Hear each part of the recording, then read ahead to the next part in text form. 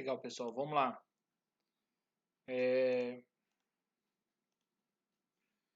Hoje a gente vai terminar, né? Então iremos finalizar aí, estudar o módulo 28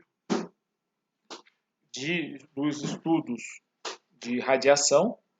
Então, especificamente, vamos fazer o estudo hoje da cinética das radiações, né? O nome que se dá nisso aqui é cobrado, que a gente estuda aqui no ensino médio, é o nosso tempo de meia-vida, tá? Lembrando que a gente não estuda quando que um átomo vai se desintegrar, a gente estuda quando uma massa, uma quantidade de átomos, né? Não é possível saber, aquele átomo é meia... Não, isso não é tão certo. Na verdade, eu vou ter uma massa, vários átomos, esses átomos vão se desintegrando e a combinação estatística, né, a média de todas, é o que define o que nós chamamos de tempo de meia-vida. Professor, o que é o tempo de meia-vida? Vamos supor que você comece algo aqui com 50 gramas. Passando um tempo de meia-vida, né, que nós chamamos de tempo de meia-vida, a massa total vai cair pela metade, é meia-vida dele, então ele vai ficar com 25 gramas. Tá? É isso que ele está falando aqui, ó, massa sobre 2, depois massa sobre 2 ao quadrado. E depois o próximo vai ficar metade disso, 12,5 gramas. E assim eu vou seguindo. Quando ele coloca aqui, ó, é m sobre 2, m sobre 2 ao quadrado é 4. Por quê? Porque se você pegar m sobre 2 e dividir por 2, vai dar m sobre 2 vezes meio. Isso é igual a m sobre 4, né? Então, na verdade, dividindo por 2 é simplesmente você ir elevando a potência aqui, ó. Tá certo? Depois de x tempos de meia-vida, você terá 2 elevado a x, né? Porque é sempre dividido pela metade o nosso tempo de meia-vida. Bacana? Vamos continuar aqui, ó. Aqui mostra, então, se a gente já sabe que o gráfico da massa em função do tempo, né? Ele é m inicial dividido por 2 elevado a x, então vai ficar com a carinha aqui de uma funçãozinha exponencial, né?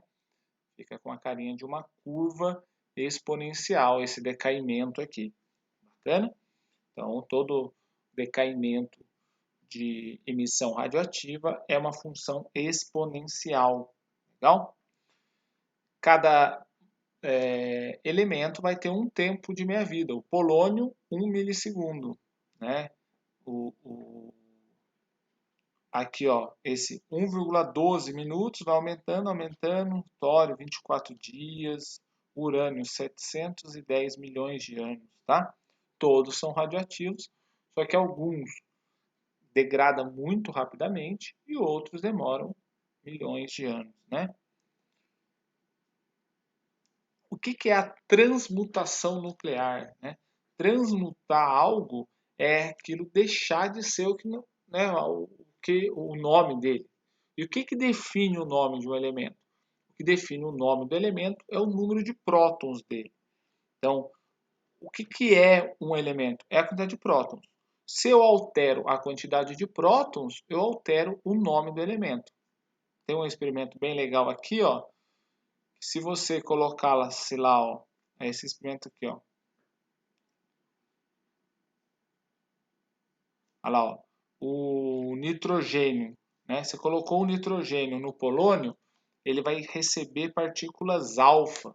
Essas partículas alfas que ele está recebendo, tá bombardeando o núcleo, né? E isso vai fazer uma fusão.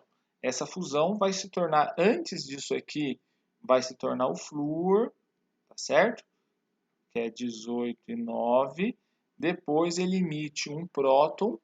A gente fez isso aqui até, né?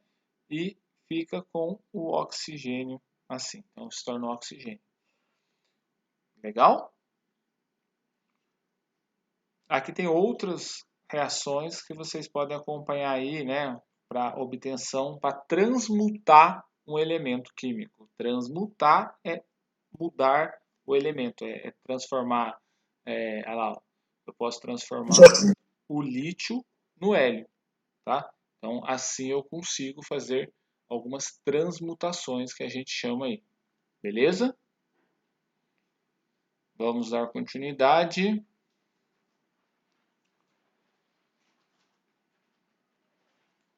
Aqui, ó. Se a gente for pegar aqui agora a gente vai falar sobre energia nuclear, né? Eu deixei um videozinho na atividade lá de vocês. Depois é legal vocês verem, é de uma forma bem engraçada o videozinho, então dá pra. É gostoso, é curtinho, mas é brincando com isso. A gente tem dois tipos de que consigo gerar energia nuclear. Uma é que nós chamamos de fissão. Não é um nome muito comum, nós não usamos muito fissão. Às vezes a gente usa fissuras, né? Fissuras são rompimentos, falar, estou com uma fissura, um corte, alguma coisa. Isso na medicina acontece um pouco mais. Já o termo fusão, o conceito já é bem enraizado na nossa cabeça. A gente entende muito bem o que é fusão. Então, o que é fusão? Fusão é quando eu junto, né? Fissão é quando eu separo.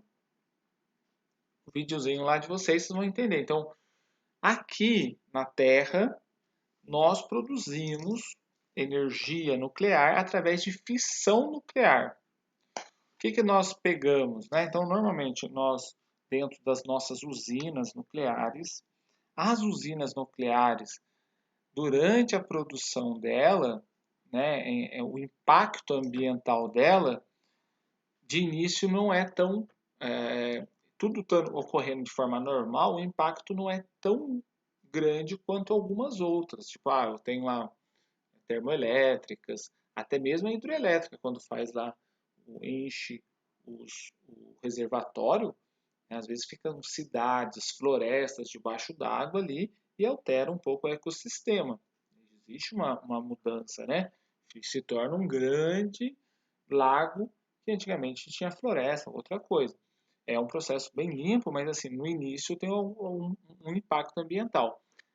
A energia nuclear ela tem um impacto ambiental quando as coisas saem do controle. E aí nós podemos dizer que a gente já teve alguns casos, né?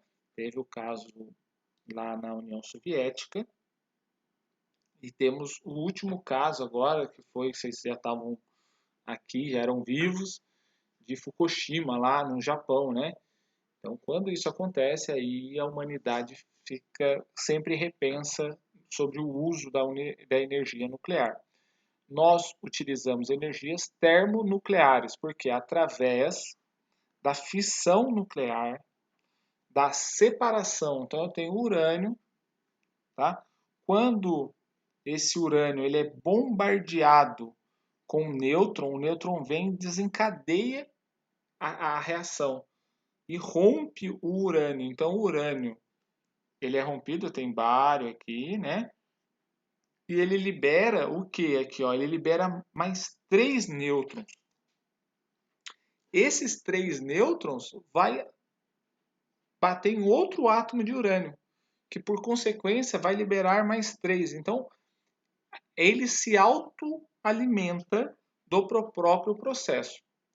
A energia que está sendo liberada faz o aquecimento de água, né? Essa água movimenta, faz o vapor, movimenta turbinas, certo? Então, um dos impactos que tem é no descarte, às vezes, para fazer o resfriamento dessa água. Então, existem lagoas de resfriamento em volta das usinas nucleares. Esse é um dos grandes motivos desse alto consumo de água das usinas nucleares sempre ficar numa área, numa região costeira, né, próximo aos mares, tá certo? Por isso que a gente normalmente vê isso.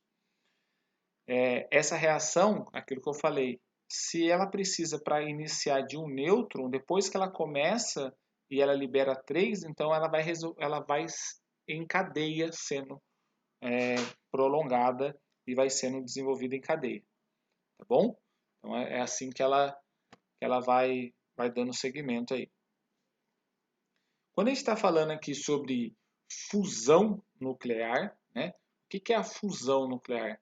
Ela é a união, é a síntese. A palavra fusão a gente tem que lembrar que é união, é síntese, tá bom? esse processo de união é o que acontece no Sol, ó. Olha que bonitinho, né? Lá no nosso Solzinho, a gente tem a produção de hélio, tá? E libera energia. Me parece que a China, agora, essa semana, iniciou estudos de fusão nuclear para obtenção de energia, tá? Então, não para fazer bomba. Bomba é mais fácil, porque a ideia é a destruição.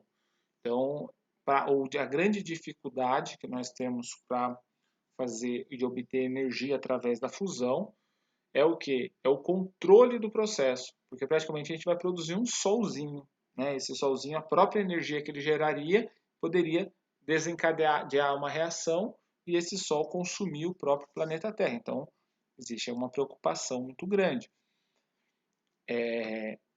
Como vai ser feito isso? Será cenas agora para vocês, né? Vocês, provavelmente, algum de vocês podem um dia desenvolver uma tecnologia desse tipo, tá? Quem for fazer isso aqui, algo muito legal é que não vai ter problemas ambientais tão grandes quanto a fissão, porque a fissão ela gera radiação, né, lixo, tá?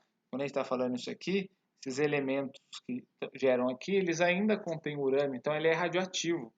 E aí isso aqui tudo normalmente às vezes é preso, esses lixos radioativos do processo da fissão, em grandes containers de concreto e armazenados nos mares, né? Então eles dizem que isso aí duraria, né, milhares de anos. Eu tenho minhas dúvidas sempre, né? Eu sempre desconfio de alguma coisa. Beleza, galerinha? Vamos fazer os exercícios então, agora.